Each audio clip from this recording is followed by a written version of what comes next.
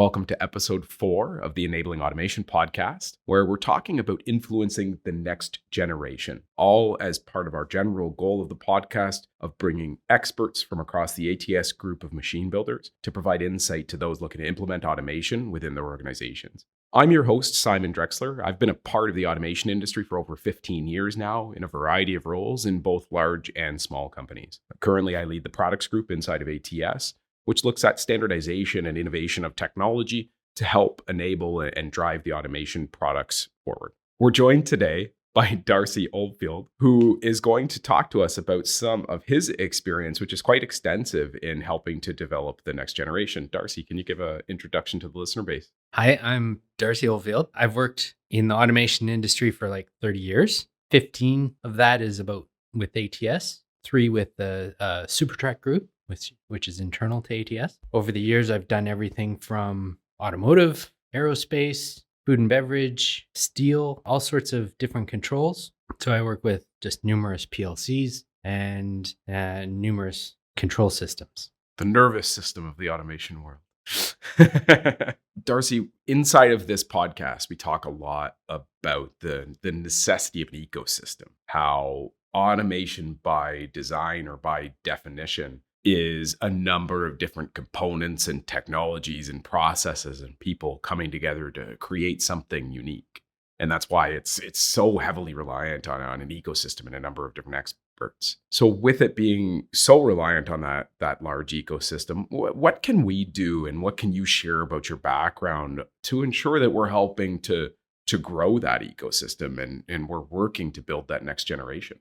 So a lot of the stuff that we learn while we're working on control systems is that every control system that somebody creates is done by a person. And everyone seems to put their own flavor into like the PLC controls. So a lot of that is identifying how other people think or how other people work. For bringing people into like a new environment where they're programming and stuff like that, if they're brought in young, it's more of a wow factor for a kid or for a young person because it's a whole new world. And honestly, they don't experience what they experience on an automation floor that they would in school. They just kind of touch on it in school. So it's hard to tell if people love what they do just by going to school and stuff like that. When I was at ATS here, I decided that we should have some sort of connection to the kids and connection to like showing them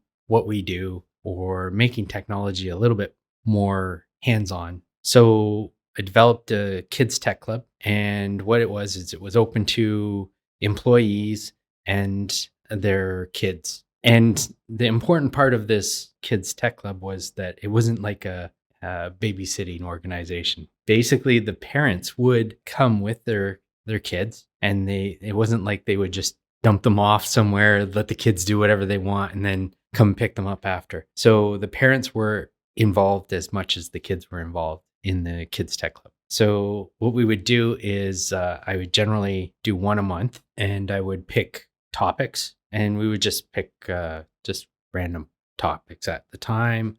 Sometimes I had people come in, like guests. We went to some of the universities and stuff like that, where Midnight Sun came in, which is a solar car project from Waterloo.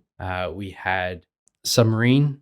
They have a submarine group at the university as well. They came in. I had individual that made like a full-sized R2D2 replica. So he came in and he showed the kids how all the stuff that he made to make the R2D2. And then we've done projects as well, like we made catapults, we made some drawing robots, all sorts of different like activities. What a great way to engage with the community, engage with the next generation. And even in the overview that you just gave, also engaging with universities, university technologies, though that next generation of the workforce, to be able to show them what automation really is. Because at school, you touched on it as well, you might get a piece, you might get to work with a collaborative robot or work with a component, but it's very rare to see the entire ecosystem come together anywhere but within industry. Yeah. So another thing, or way before the Kids Tech Club, I was working at another automation company. And another thing that really made automation special to me is that when I work on a project, you get a sense of ownership for that project. It's like your baby. It's like you're making something that goes out into the world and does what you want it to do. So this other automation company I was working at, the way it worked is we would do our project, get our project all ready and set to go to the customer, but we could bring your family in and actually show our family the machine afterwards. So we've done similar stuff here where we've had open houses and you see a whole bunch. But when we could show our family what we were building on, it puts a concrete meaning to your family on what you're working on. They get to see what you're working on. They don't just hear about it when you come home and stuff like that. So it's nice to see their reaction when they see what you actually do. And when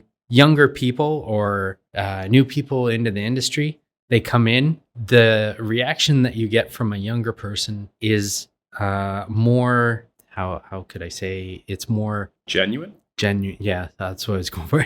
It's more genuine.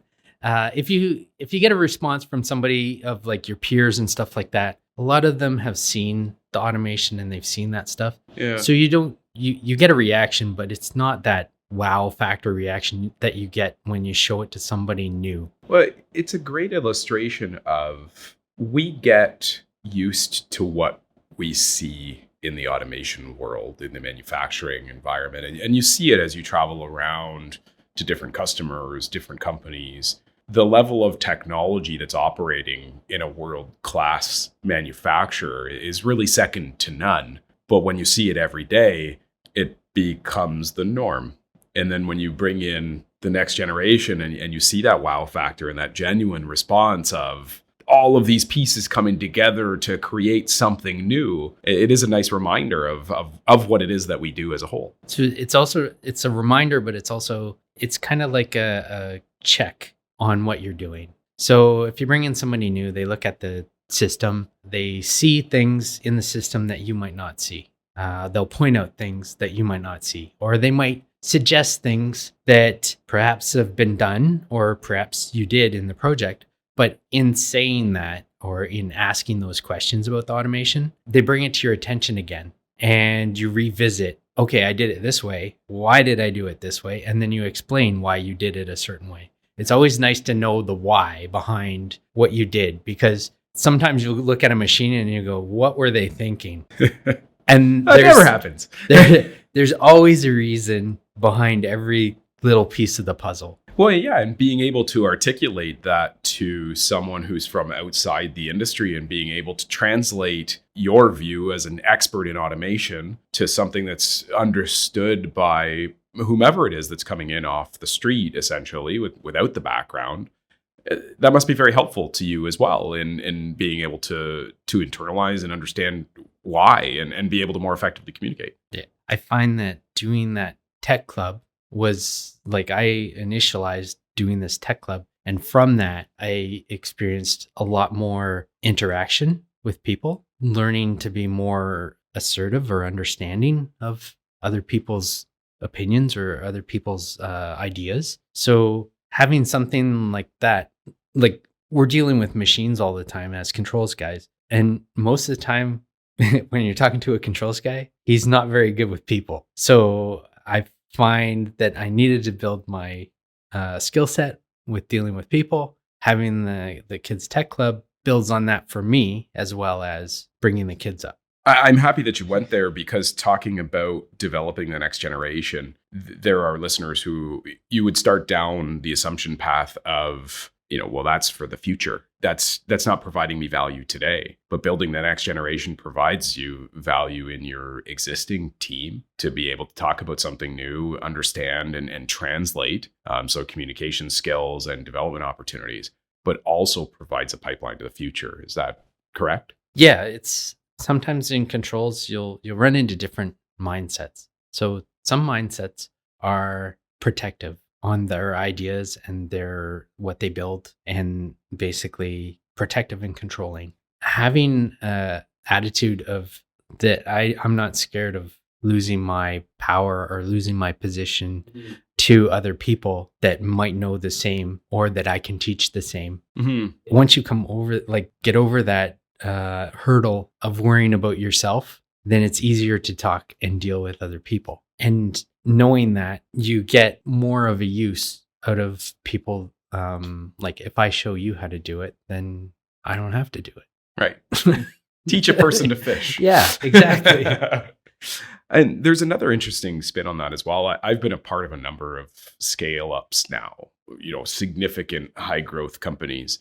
And another way to frame that is as the business grows, there's a number of people required to do the growing amount of work. And invariably, someone needs to give up some of their responsibilities because they have grown outside of the span of one person.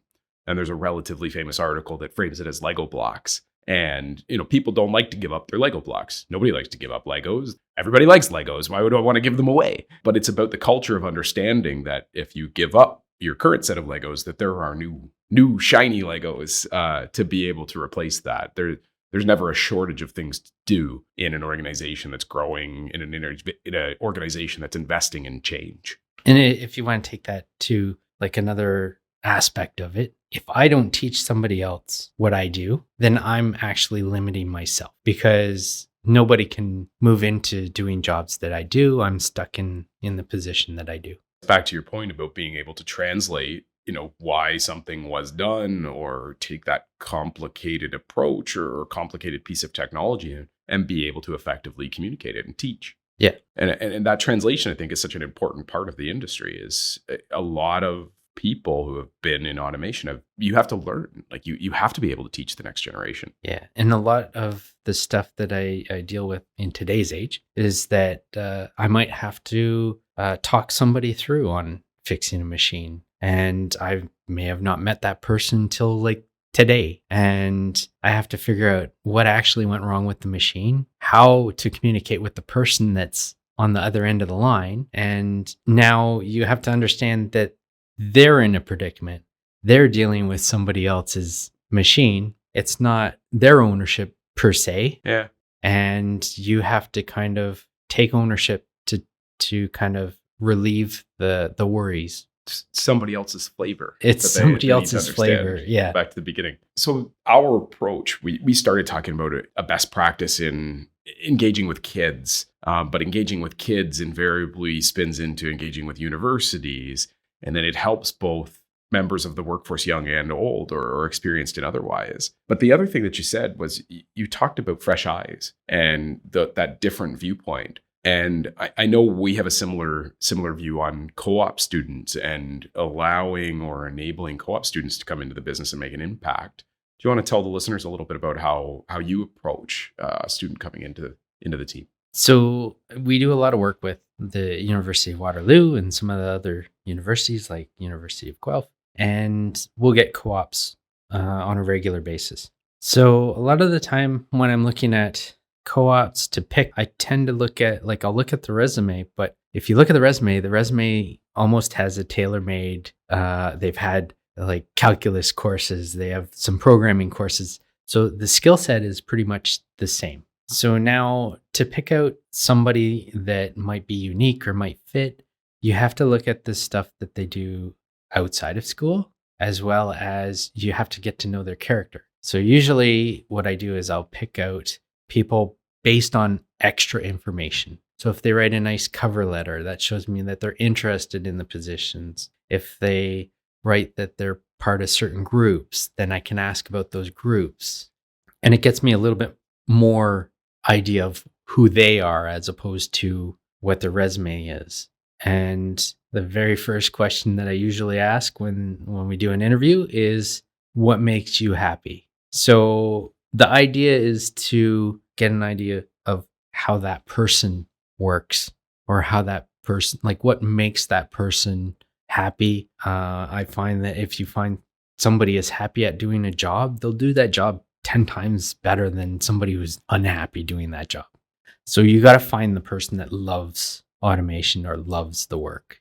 Right. And how does that set them up to have a good term? So for context, primary part of our listener base might be trying to do automation for the first time. They might be looking at bringing in co-op students or resources from the university to help them ramp something up, or maybe somebody who's later on in the automation journey are doing the same, looking at co-ops and some fresh eyes, some fresh resources to come in and help drive change, finding out what they're passionate about. How does that help drive a good term? So what I do is generally when I find out after what kind of they gravitate to or what they like, then I try to match them up with a project that suits something that's going to spark their interest and keep them involved and give them an ownership of something.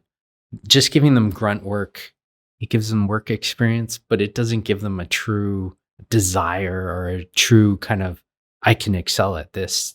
Right. And to the point of this podcast, that doesn't really help grow the next generation of automation professionals. I'm a product of the co-op system, and I've had good co-op terms and bad co-op terms. But I think you touched on the most important thing for the company to get the most value out of a co-op student, which is the same thing as the co-op student getting the most value out of a term. They need something they can own, a project they can own, ideally in an area that they're passionate about, and they're going to do the best job. So any of this is really an investment in the future. It's investing in the next generation of both the workforce, but also of the business itself. How have you seen the influence on STEM professionals change over the course of your career? Because you've been in the industry for quite some time, and you've been so involved in university programs, high school programs, kids clubs. Like, how have you seen STEM change over the course of your career? So when I started, it wasn't a big thing in school. Like you would see it in college. You would see these technology groups and everything in the college and university level, but you didn't see it in the grade school level. So now we have it. It's basically saturated throughout all the high schools, where there's like the first robotics club. There's all sorts of different technology clubs that they can get into, they can experience. You're starting to see it more also in the lower, like pre-high school now, where they're starting to get into like these first robotics or first Lego clubs. So it's interesting how it's kind of saturated down from college level to the grade school. Also, the way universities worked before. Most of the universities didn't do co-ops. Yeah. All the schools are starting to recognize the deficiencies. So universities started to come up with co-op programs. Have you seen a change in other organizations and public-private collaborations change over time as well? And I know Kids Ability is a good example, but maybe not the only one. Have you seen changes in organizations like that as well to support the growth in STEM, support the growth in the automation ecosystem? Like you brought up Kids Ability, like I did a project with one of their groups for doing iPads. So they had an iPad and they had items on the iPad that would help the kids speak. So they would hit items on the iPad, like apples and houses and cars, and it would speak for them basically. Right. So the problem they had is that the kids would slip on the iPad. So we made a template that would fit over top of the iPad. And the template basically would have holes in it in specific spots where the kids could touch. So they couldn't just slide across the touch face. So the problem that the one therapist had was that she was making each one of these templates by hand.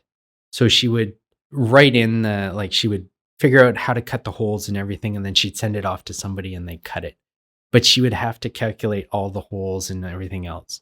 So made her like a little batch file that you just tell it how many holes, where you want the holes, and it would create this model for her, which she could get cut out. So it used to take her a good couple days to actually make one of these templates, and now she can just type it in and then have it cut. Wow. So that was a cool thing that I did with Kids Ability. And it's just kind of taking technology from us or a company, something that we do every day, and then giving it to somebody else that might not know it exists. Right. And it's about using the skill set that's developed inside of the automation world to help those around build the next generation, build the ecosystem, because you never really know where it's going to go. And by investing in yourself and being able to go out and do those types of things, it makes you a better professional and, gives you the opportunity to further develop your skill set and career, which kind of comes back into the business that's looking to drive change in automation and drive change in some way. Yeah. And it also, it exposes myself to other environments. So exposing yourself to other environments also opens the door to different solutions or different ways of thinking. So that can be pulled back into stuff that we do here. Like if I have a problem with something, now I have a resource that at Kids Ability, I might be able to talk to them and say, hey, I have this interface that I have to figure out.